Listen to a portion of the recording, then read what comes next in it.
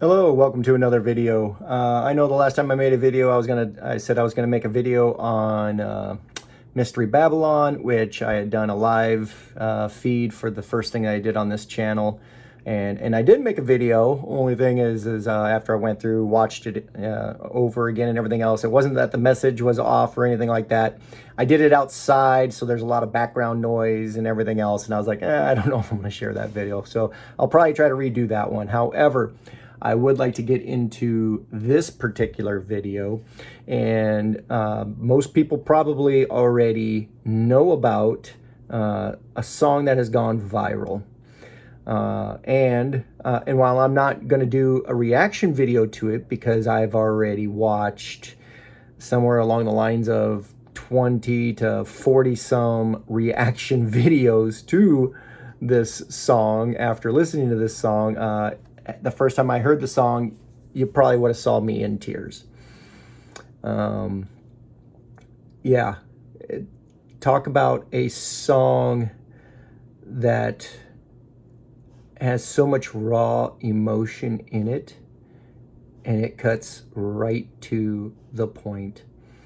So the video today I'm doing is my thoughts on what I'm seeing in all the reaction videos to this. And I'm not going to show people's reaction videos and everything else. There are tons of reaction videos out there, and I only watched, like I said, somewhere between 20 and 40 reaction videos. And the amazing thing is every single one of them has the same reaction.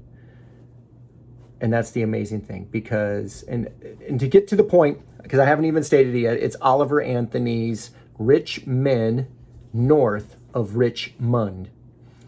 So let's go through a little bit of a breakdown on the song, and I'll go through just looking at the biblical aspect, and that's the other thing about Oliver Anthony. I mean, he's done a couple of free concerts already, and when he does this, he pulls out his Bible and he reads scripture to people.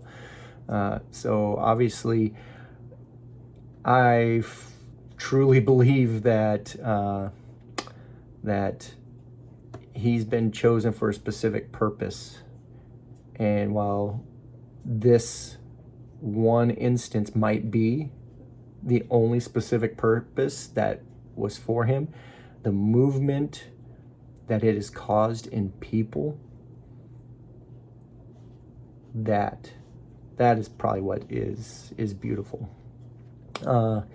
So one of the things I do every day is, first thing I do when I log onto the computers and stuff like that, I will go through and I will be like, okay, let's just pick a random Bible verse and let's see how it applies to me. Or if it does apply to me. And then almost every single Bible verse I've ever found has relayed directly to something I'm either going through or something I have asked about. And another thing that I tend to do is I try to look at, okay, what's the first number that really sticks out to me and pops up into my head? And I don't even remember what I was doing. I wrote everything down in my in one of my notebooks here, as I was going throughout the day. And one of the things that I did is I saw the number 1588. And it might have actually been on a reaction video. The first reaction video I was watching, I might have paused it when they were talking about, everything. And it might have been at the 1588, or no, I guess it couldn't be because there's not 88 seconds. I don't know what the heck I saw that showed me 1588, but for some reason that number immediately stuck out to me. So I went to Strong's Concordance. And if you don't know what Strong's Concordance is, it's pretty much a lexicon, like a dictionary that gives Greek and Hebrew words and what their meanings are. And each one is numbered. So for instance, in this instance, 1588 came out to be electos. So electos, which is elect in reference to God's elect, which is amazing because I'm watching Oliver Anthony's videos and the reactionary videos and everything else, and when this word is utilized, it is utilized in the sense of God's chosen. So people who God chooses to use. And God will use who he wants to use. Some way, fashion, or form. I mean, and it's not just who he will use, it's when he wants to use that person and how he wants to use that person. And it's not like God forces somebody to do something. Now, he might make certain things. Look at Jonah and the well or the fish. I mean, Jonah refused. All of a sudden, the fish eats him. Jonah's like, all right, fine. You win, God. What do you want me to do? So God has done this throughout the Bible. And I believe that this is one of those instances. I mean, just look at the world around you. It is so exponentially moving so fast towards essentially hell on earth. The loss of all morals, all consistent mental reasoning, where evil is deemed as good. People who have a mental illness are seen now as normal. And if you're against it, if you promote actual goodness, you're deemed evil. So if people aren't seeing this, they should highly open up their eyes, or rightfully open up their eyes. But anyway, so that was the first number that somehow popped into my head. I went to Strong's Concordance. I looked it up. It pops up, and I'm looking at the Anthony video, and I'm just like, wow. Are there coincidences, or are there sometimes just straight up, here's the answer, believe it or not? So getting to that and everything that is going on in the world today, and the song that has recently just come out, and if you have not heard this song, I highly recommend you listen to the song. Go into it with an open mind and just listen to it. But if you haven't done it yet, and you're at this video, let's discuss some of the issues surrounding the lyrics of Oliver Anthony's song.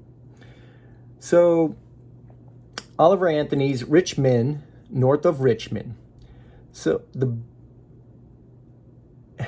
all these reaction videos, all these ethnicities, all these people from different backgrounds, all over the world. I watched stuff from Australia, New Zealand, Norway. There was a couple that were in some other places in Europe that I don't even remember exactly which countries they were from Europe. Did I already say India? Because there was a couple from India. And anyway, the thing that I've seen that all these reaction videos is this song is a song for this current situation, this current generation. It is, if anything, uniting so many people to a message. So the song starts off with him talking about, and like I said, listen to the music. I'm not going to quote the song lyrics, even though I almost have them memorized now.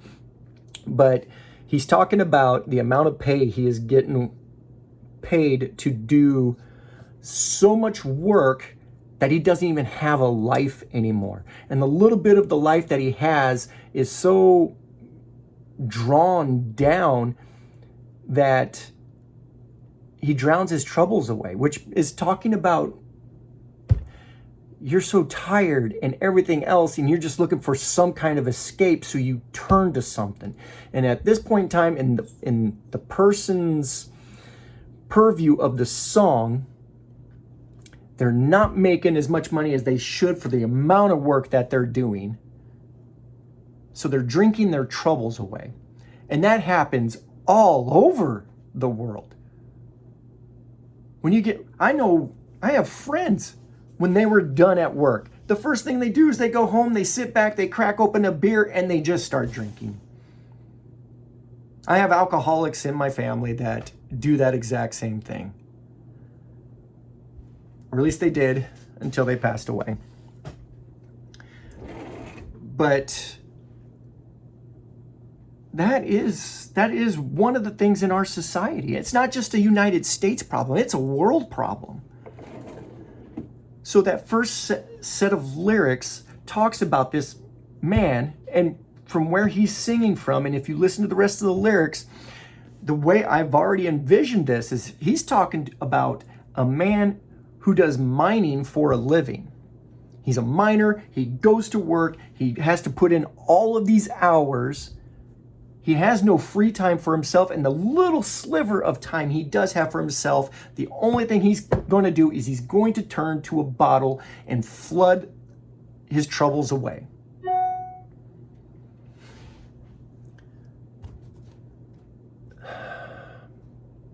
So then the song goes into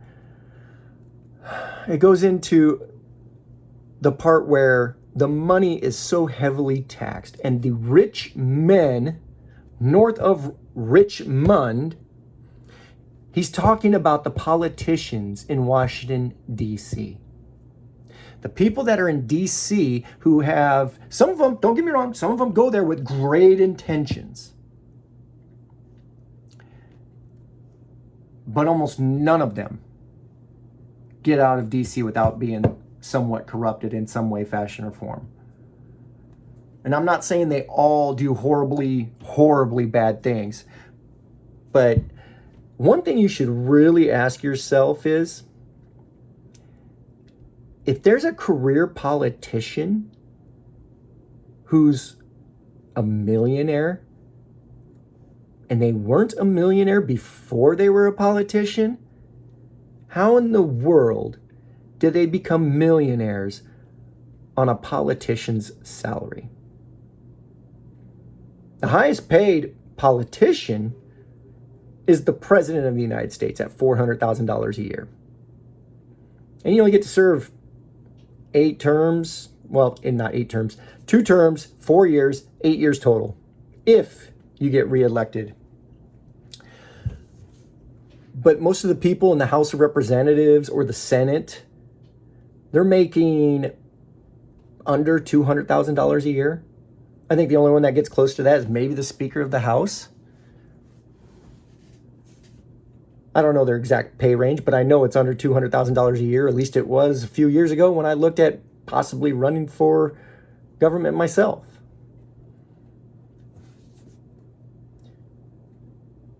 But how in the world did these people who weren't rich, and now they are? I make pretty good money in the job I currently do, and I am absolutely nowhere close to being rich. Now, we do know about the tales of insider trading and stuff like that, but as long as you're a politician and you are affecting laws that affect businesses, and you either get kickbacks, or you know exactly what's going to happen with that business, and all of a sudden you're like, well, guess what? I got this pile of money here. I'm going to invest it in this company. And oh, look at that. That company's successful. Their stock prices go shooting through the roof. And look at that. I got my first $1 million. That's a problem. When people go to DC and then all of a sudden they bend from their morals and they break. It's just money. It's all right. I'm not doing anything wrong. I can't get arrested for it, so therefore it must not be wrong.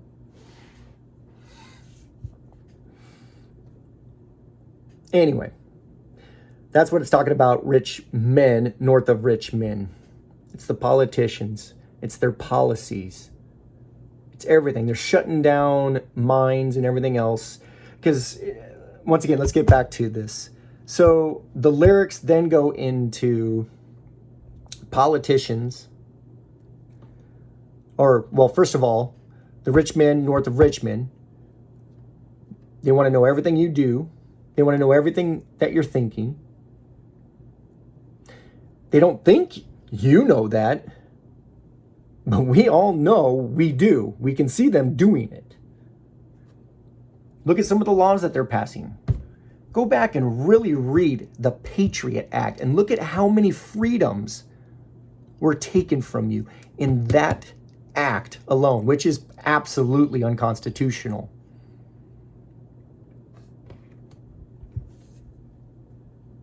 But good luck getting that overturned. Because the rich men north of Richmond want all of the control. They want to control you. And as long as they can keep giving you those promises, vote for me and I'll fix this, vote for me and I'll fix this.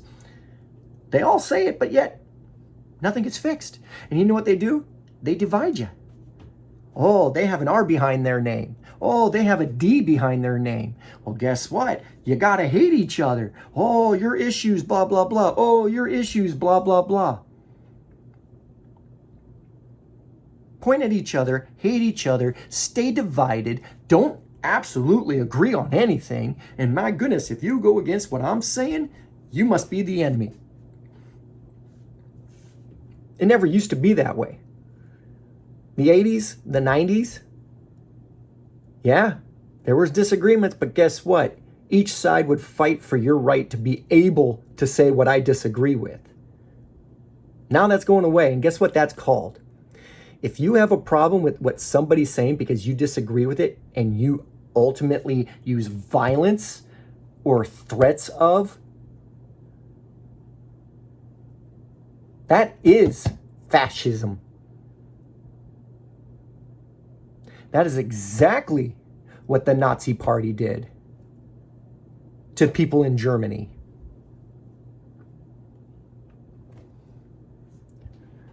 Or even look at Italy.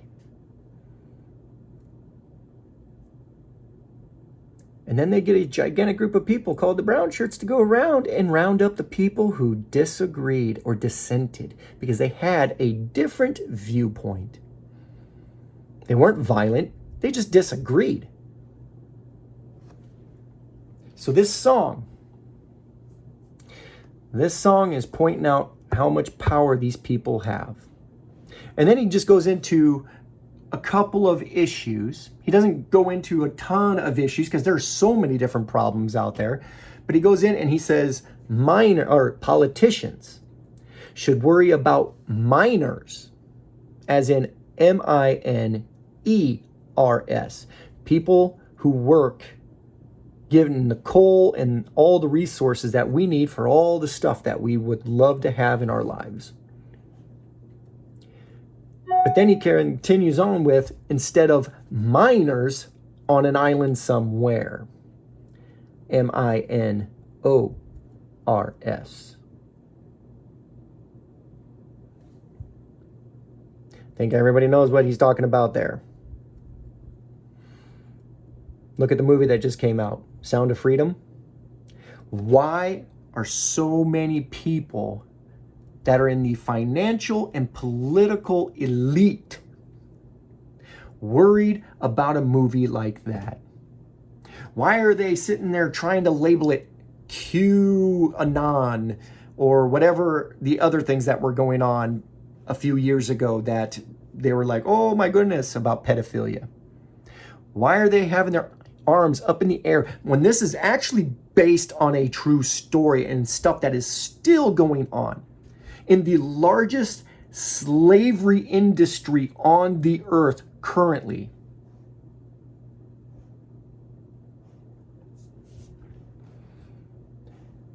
You should really start to question people when they start to go against stuff that is morally right. Ending child trafficking, sex trafficking, sex slavery. All of that should be stopped. That is the morally correct and right thing to do. So when you have politicians and elites or famous people going against that, you should really question, why are they against the message here?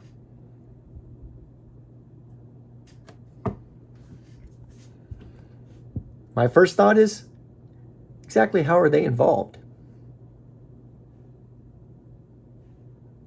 Because if you support that kind of stuff,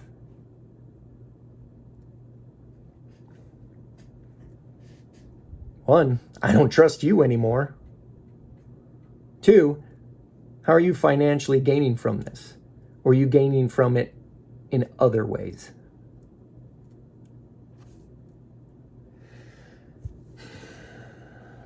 And then he goes on after that, talking about the obese milking welfare.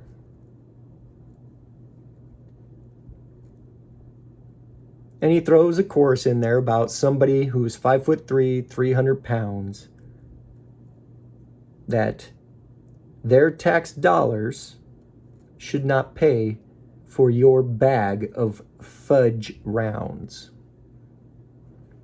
Don't get me wrong, I also know people, and I've know family members who have been on welfare or needed food stamps or needed assistance. If it is a legitimate need, I'm absolutely for it. We should take care of people who can't feed their families. But the problem comes when these people who are in the system, who don't need to be in the system because there are plenty of jobs to be done, it's when those people sit back and want to be lazy and just, I don't have to do anything. I'm getting fed. I'm getting housing. I'm getting clothes on my back. And whatever I have extra, I can sell it to somebody else and then they can use it. And then I have some cash and I can go buy stuff. I'm sorry, but if you're deciding between feeding your starving kid and buying an iPhone, that iPhone shouldn't even be a single thought inside of your head. The materialistic things of this world, guess what? They don't go with you when you pass and you're no longer on this world. Now, some people are like, well, you got stuff. Yeah, I do. But I grew up in a trailer park when I was a kid. If I wanted something that my parents couldn't afford, I walked beans. I detasseled corn. I worked in restaurants. I worked in grocery stores. Joined the military. Got skills, got money for college, went to college, went back into the military, and made it a career. And now I have a career based off of my experience from being active duty military. There are many routes for people to take to be successful. You just got to find them. So back to the song. So he goes through and he talks about people who abuse the system. But guess what? The politicians, those rich men in Richmond, they want you to be a part of the system. When they say there's systemic racism in the system, that's because these politicians are making it that way. They want you dependent on the government. Because that day is going to come when the government's finally like, you want to eat? You want your bag of fudge rounds? Then you're going to do exactly what we say, or we're going to take it away from you. And when you sit there and say, well, they'll never be able to do that because of the laws. If the politicians have the army and the military behind them, and they take away the Second Amendment, and they take away everyone's guns, how exactly are you going to fight the military? And everyone's like, well, we can't fight F-15s. Well, that's funny, because the Taliban and all these other places in the Persian Gulf, they seem to have done a pretty good job of maintaining their lands.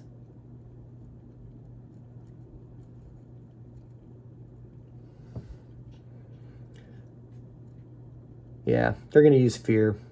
They're going to use the system against you. They're going to use the system against me. Or at least they're going to attempt to. Anyway, so then after he sings those verses, he goes back in and he goes through the chorus again about Richmond, north of Richmond, wanting total control. And then he goes back to the very first set of lyrics. And you can tell the emotion in the dude's voice. A lot of people, sometimes they'll say, the music is very authentic. You can see the pain in his face. You can hear the pain in his voice. This man's either been in it or he knows tons of people who have been.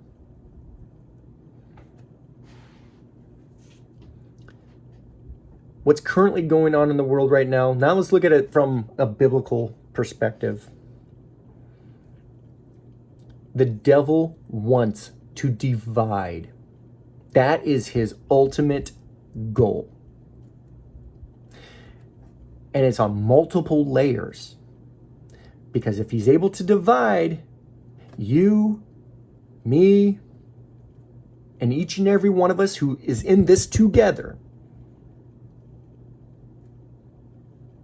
it's so much easier for him to use his puppets to get what he wants and make our lives as miserable as possible. And if he makes our lives as miserable as possible, his ultimate goal is to separate you and me from God. He wants us to blame God for all the bad things in the world and all the things that are evil. And how could God do this? Or how could God let this happen? How could God let me be sick? God allows life to happen.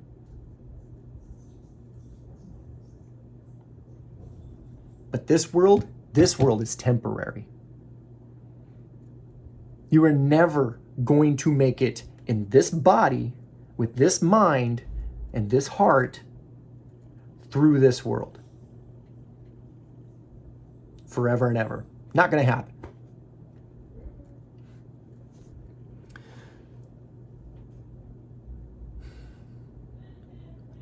That is what we need to watch out for.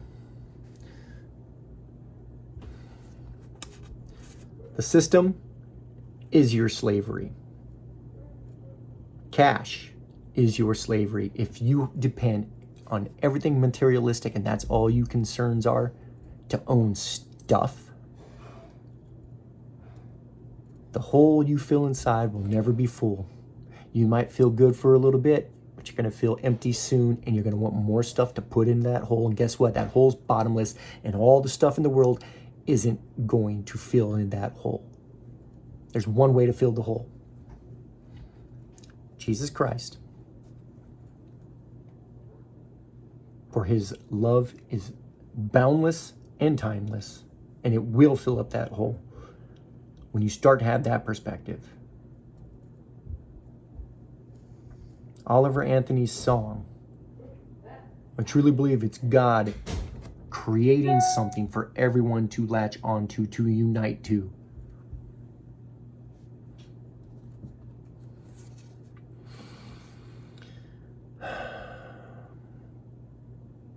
People who are slandering this particular song, saying it's right-wing propaganda, blah, blah, blah. No. Watch the reaction videos. Watch all these people throughout the world reacting to this video. It has nothing to do with right-wing. It has nothing to do with left-wing. It has to do with right and wrong. And when the political and financial elite want to control you and me and everyone else, that should scare you. And the most amazing thing is, Oliver Anthony offered an $8 million music contract, and the dude turns it down. Talk about not selling out.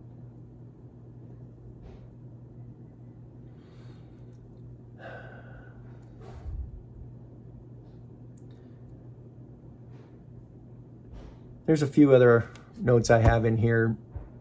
I mean, we're already going on 30 minutes on this video. Well, if you'd like to listen to it, great. Hopefully you get some points of wisdom or something out of it. Like I said, I'm never saying I am 100% right. But I do feel that I hit on a lot of points that people can't agree with. And that's the whole thing, is finding those points where we do agree and building from there, instead of pointing fingers at one another saying, oh, you're wrong about this, and letting hate and discontent separate each and every one of us. That's not why we're on this earth. Hate, anger, strife, malice, all that stuff's easy. It's easy to let your temper just boom. What's hard is holding that and finding the common ground and coming together and stating, you know what? You are my brother. You are my sister in God.